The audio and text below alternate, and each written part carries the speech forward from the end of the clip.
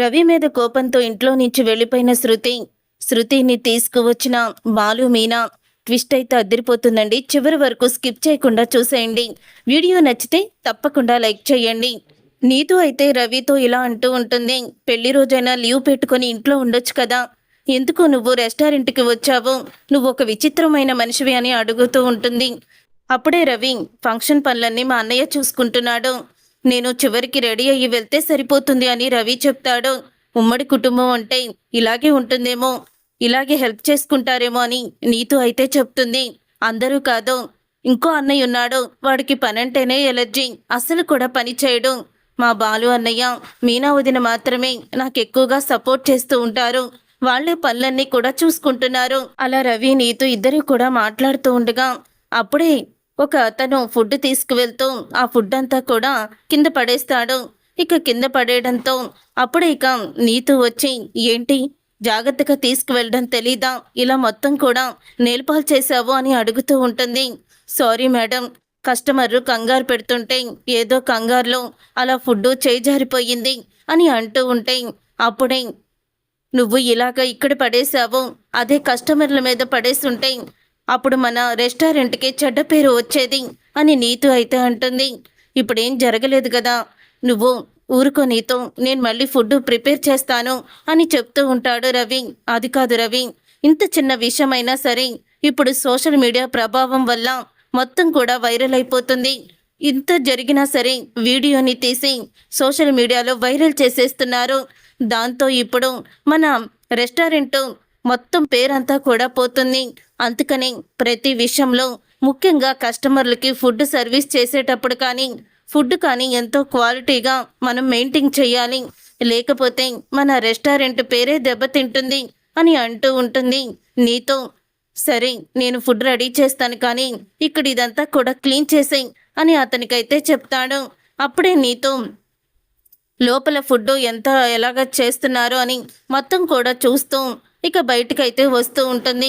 అలాగే రవి కూడా ఇంటికి వెళ్ళిపోదామని చెప్పి ఫుడ్ మొత్తం ప్రిపేర్ చేసి తను కూడా నీతో వెనకాలే వస్తూ ఉంటాడు. ఈలోగా అక్కడ ఫుడ్ పడుతుంది కదా, శుభ్రం చేసి మాఫ్ అయితే పెడతారు. మాఫ్ పెట్టడంతో అటువైపుగా వస్తున్న నీతో ఆ తడి మీద కాలు వేసి కాలు జారుతుంది. కాలు జారిన తరువాత అప్పుడే రవి అయితే నీతోని పట్టుకుంటాడు. ఈలోగా రవికి సర్ప్రైజ్ ఇద్దామని రవి తను కలిపి ఇంటికి వెళ్దామని శృతి అయితే అక్కడికి వస్తుంది. సరిగ్గా నీతో కాలు జారి రవి పట్టుకున్నప్పుడే ఆ టైంకే వస్తుంది. ఇంతలో ఇక నీతు అయితే కాలు బెనికి నడవలేని పరిస్థితిలో ఉండడంతో అప్పుడే ఇక రవి నీతోని ఎత్తుకుంటాడు. అలా నీతోని ఎత్తుకొని ఉండడం చూసి ఒక్కసారే షాక్ అయిపోతూ ఉంటుంది శృతి. అలాగే రవి కూడా శృతినైతే చూస్తాడు. ఇక నీతు రవి ఇద్దరు కూడా శృతిని చూసి వాళ్ళు కూడా షాక్ అయిపోతారు. ఇక రవిని పట్టుకొని ఉన్న నీతు ఎత్తుకున్న రవిని చూసి కోపంతో రగిలిపోతూ శృతి ఏమీ మాట్లాడకుండా అక్కడి నుంచి వెళ్ళిపోతుంది.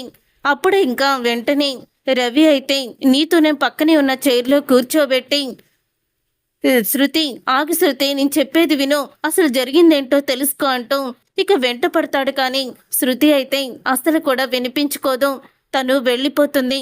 ఇక రవి అయితే వెనక్కి వస్తాడు. అప్పుడే ఇక నీతో శృతికి కోపం వచ్చినట్టుంది. అసలు విషయం తెలియక తను మన ఇద్దరిని చూసి అలా అపార్థం చేసుకుంటున్నట్టుంది. నువ్వు వెళ్ళు రవి అని అంటూ ఉంటుంది. లేదు మేడం, మీ కాలు చాలా ఫ్రాక్చర్ అయ్యింది, ముందు హాస్పిటల్కి వెళ్దాం పదండి అని అంటూ ఉంటాడు. ఇక రవి, లేదు శృతి చాలా కోపంగా ఉందో, నువ్వు ఇంటికి వెళ్ళు అని నీతో చెప్తుంది. లేదు మేడం, తనకి నేను ఎలాగా సర్ది చెప్పుకుంటానులేండి, వెళ్ళాక తనకి జరిగిందంతా చెప్తే తను అర్థం చేసుకుంటుంది, ఇప్పుడు అపార్థం చేసుకుంటుందంతే అని రవి అయితే చెప్పి నీతోని హాస్పిటల్కి అయితే తీసుకువెళ్తాడు. తీసుకువెళ్ళిన తర్వాత చిన్న ఫ్రాక్చరే, కట్టు కడతాము, మరేం పర్వాలేదు, రేపు డిశ్చార్జ్ చేద్దాము అని చెప్తూ ఉంటారు డాక్టర్ అయితే నీతు గురించి. ఇదంతా జరుగుతూ ఉండగా ఇక బాలు అయితే మీనా దగ్గరికి వెళ్ళి మీనాని చూస్తూ అలాగే ఉండిపోతాడు. అప్పుడే ఇక మీనా ఇలా అంటుంది, ఏంటి అదే పనిగా నన్నే చూస్తూ అలా ఉండిపోయారు అని అడుగుతుంది. ఏం లేదు మీనా, రోజు రోజుకి నువ్వు చిన్నపిల్లవు అయిపోతున్నావు, నా కళ్ళకి అచ్చం చిన్నపిల్లలాగే కనిపిస్తున్నావు, ఎంత అందంగా ఉన్నావు అంటూ పొగుడుతాడు మీనాని. ఏంటి ఏంటి పొగుడ్తలు? దేనికోసం? సాయంత్రం పార్టీలో ఏదైనా మందు పార్టీ ఏమన్నా పెట్టారా ఏంటి? ఇప్పటి నుంచే కాకా పడుతున్నారా అని అడుగుతూ ఉంటుంది మీనా. అప్పుడు ఇక బాలు, అంటే నేను మందు తాగడానికి నిన్ను పొగుడుతానా, లేకపోతే నిన్ను గుర్తించినా ఏంటి నేను అని అడుగుతూ ఉంటాడు. అప్పుడు ఇక బాలు, అలాగని కాదు, మీరు ఇంతలా పొగుడుతూ ఉంటే సాయంత్రం పార్టీ ఉంది కదా, పార్టీలో ఏదైనా అరేంజ్ చేశారేమో అని నాకు అనుమానం వచ్చింది అని అడుగుతూ ఉంటుంది మీనా. అయితే నువ్వు చిన్నపిల్లలాగే ఉంటావు కానీ ముసలి ఆలోచనలన్నీ చేస్తావు. ఏదో ఒక 60 సంవత్సరాల ముసలిలాగా మాట్లాడతావు, అలాగే ప్రవర్తిస్తావు. అందంగా చిన్నపిల్లలాగా ఉంటావు కానీ చూడ్డానికి అని బాలు అయితే అంటాడు. అంటే నేను నీకు ముసలిదాల్లా కనిపిస్తున్నానా అని బాలు మీనా కాసేపు ఇద్దరు కూడా అలాగా నవ్వుతూ మాట్లాడుకుంటూ ఉంటారు, జోకులు వేసుకుంటూ. రోహిణి ఏమో ప్రభావతికి మేకప్ చేస్తూ ఉంటుంది. అలా అందరూ కూడా ఫంక్షన్కి అయితే రెడీ అవుతూ ఉంటారు. ఈలోగా రవి ఒక్కడే ఒంటరిగా ఇంటికైతే వస్తాడు. రవి ఒంటరిగా రావడం చూసి అందరూ కూడా, శృతి ఏది, మీ ఇద్దరు కలిపి వస్తారనుకున్నాము అని అడుగుతూ ఉంటే, శృతికి ఏదో డబ్బింగ్ ఉందని తను తర్వాత వస్తానని చెప్పింది. ఈలోగా నేను రెడీ అవుతాను, తను డైరెక్ట్గా ఫంక్షన్ దగ్గరికే వస్తానంది అని రవి అయితే వాళ్ళకి చెప్తాడు. కానీ రవి ముఖం చూసి బాలుకి మీనాకి ఇద్దరికి కూడా అనుమానం వస్తుంది.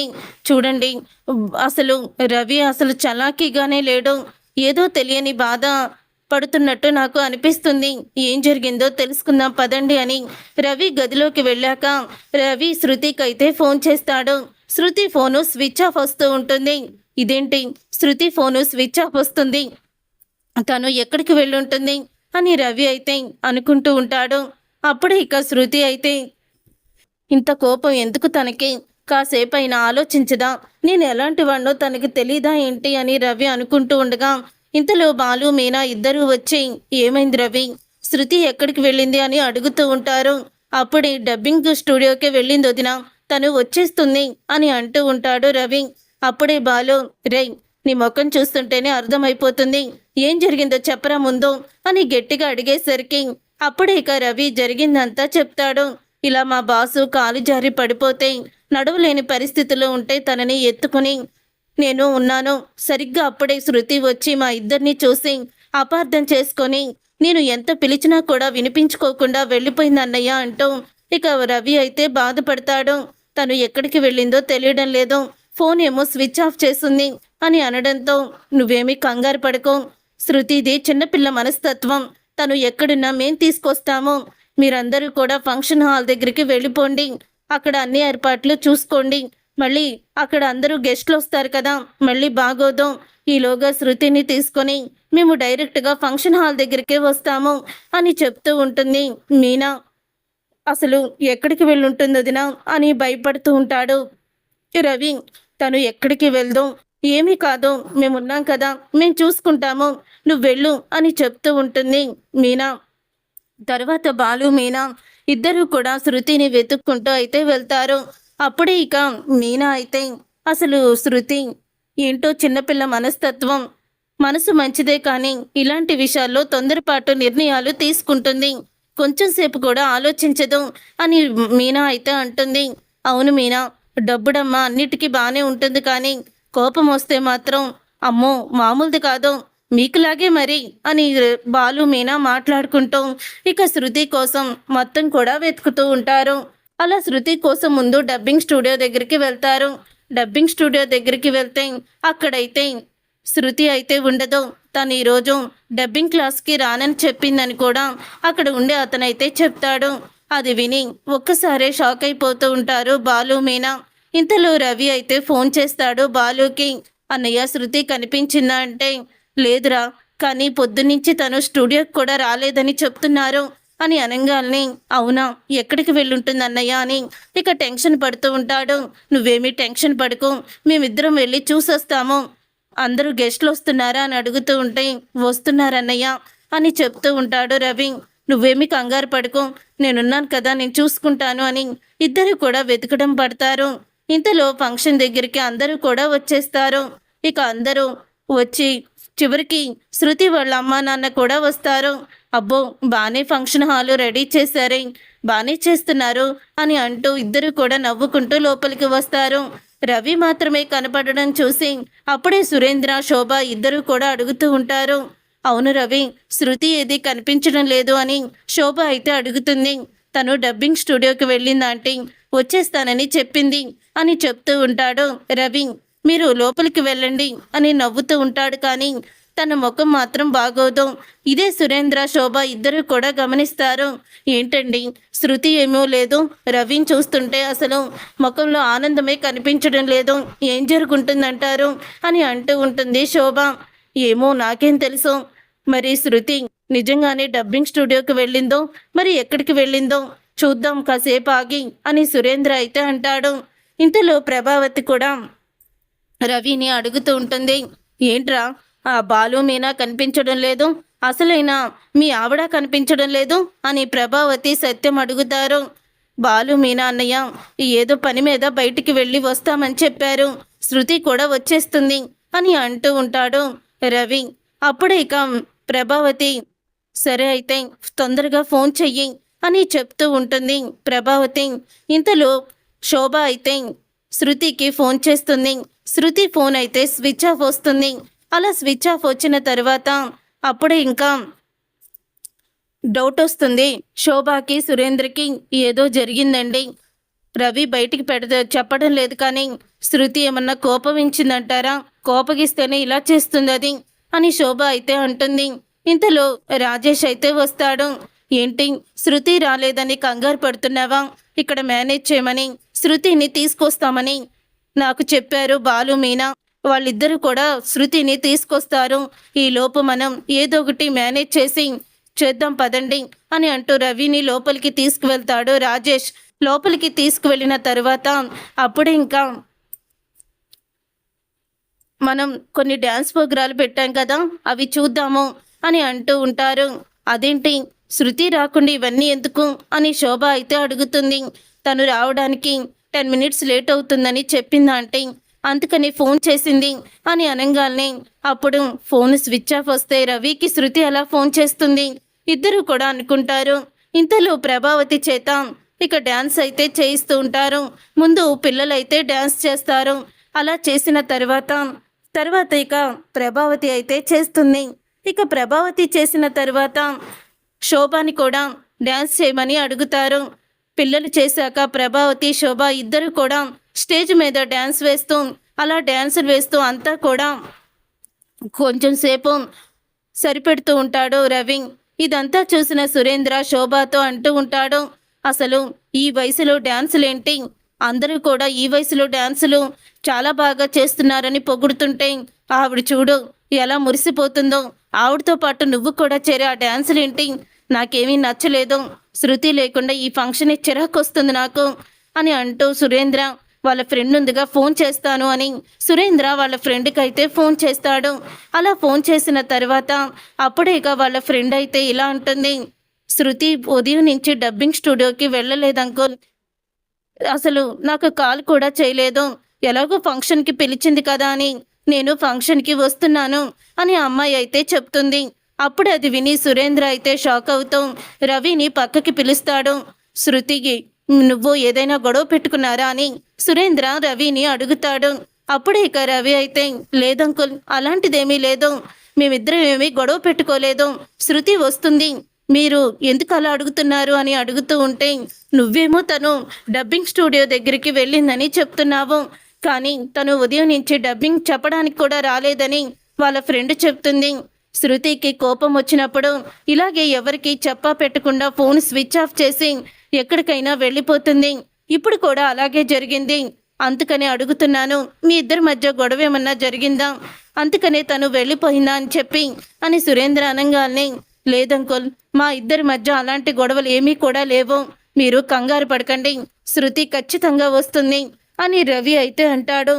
అలా రవి అన్న తర్వాత ఇంతలో ఇక రవికి తన శృతి వాళ్ళ ఫ్రెండ్ ఇంకొక అమ్మాయి అయితే ఫోన్ చేస్తుంది.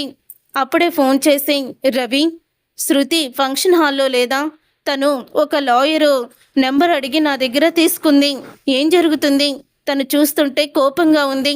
ఈరోజు మీ వెడ్డింగ్ యానివర్సరీ కదే ఇలా ఉన్నావంటే, వెడ్డింగ్ యానివర్సరీ లేదు ఏమీ లేదు అంటూ కోపంగా చెప్పింది. ఏమైంది రవి? తర్వాత దానికి ఫోన్ చేస్తేనేమో స్విచ్ ఆఫ్ వచ్చింది అని ఆ అమ్మాయి అయితే చెప్తుంది. అప్పుడే ఇక రవి అయితే ఇక షాక్ అయిపోతూ ఉంటాడు. వెంటనే బాలుకి ఫోన్ చేస్తాడు. శృతి తన ఫ్రెండ్ దగ్గర లాయర్ ఫోన్ నెంబర్ తీసుకుని వెళ్ళిందంటన్నయ్య. అయితే తను కోపంలో ఏదైనా డివోర్స్కి అప్లై చేయడానికి వెళ్ళిందేమో అని అంటూ ఉంటాడు రవి. నువ్వేమీ కంగారు పడకు, అలాంటిదేమీ జరగదు, నేను తీసుకొస్తాను కదా, ఆ లాయరు అడ్రస్ ఎక్కడా అని చెప్పి అడుగుతాడు. అప్పుడు ఇక లాయర్ అడ్రస్ అయితే రవి అయితే చెప్తాడు. చెప్పిన తర్వాత ఇక బాలు మీనా లాయర్ ఇంటికి వెళ్ళేసరికి బయట కూర్చొని శృతి అయితే లాయర్తో మాట్లాడుతూ ఉంటుంది. అప్పుడు ఇక వీళ్ళిద్దరూ కూడా శృతి అంటూ వెళ్తారు దగ్గరికి.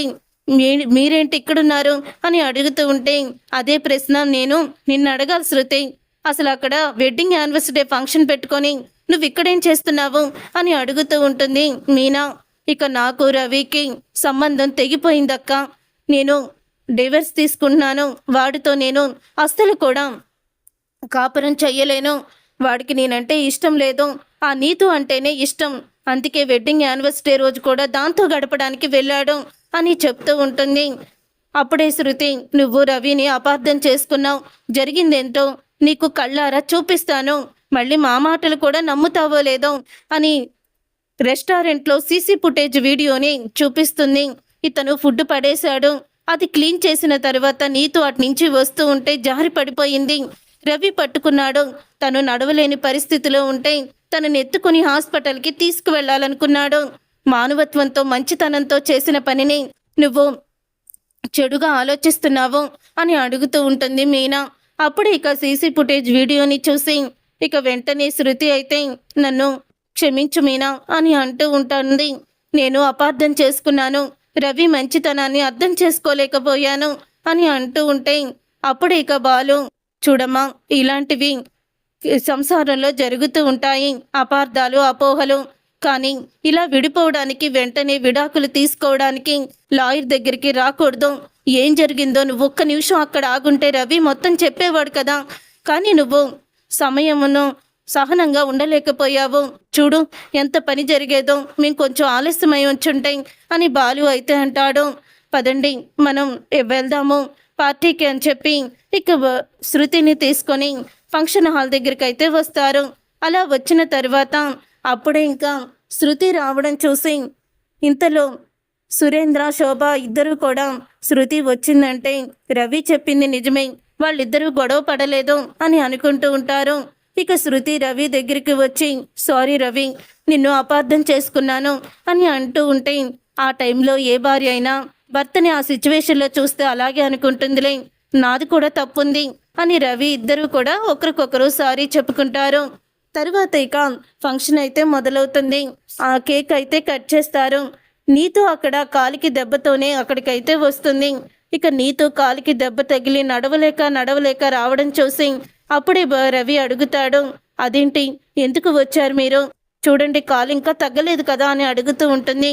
నువ్వు మా రెస్టారెంట్లో ఎంతో నమ్మకంతో ఎన్నో సంవత్సరాలుగా పనిచేస్తున్నావు, మరి నీ వెడ్డింగ్ యానివర్సరీ ఫంక్షన్కి మేము రాకుండా ఎలా ఉంటాము, మన స్టాఫ్ అందరూ కూడా వచ్చారు రవి అని చెప్తూ ఉంటుంది నీతో.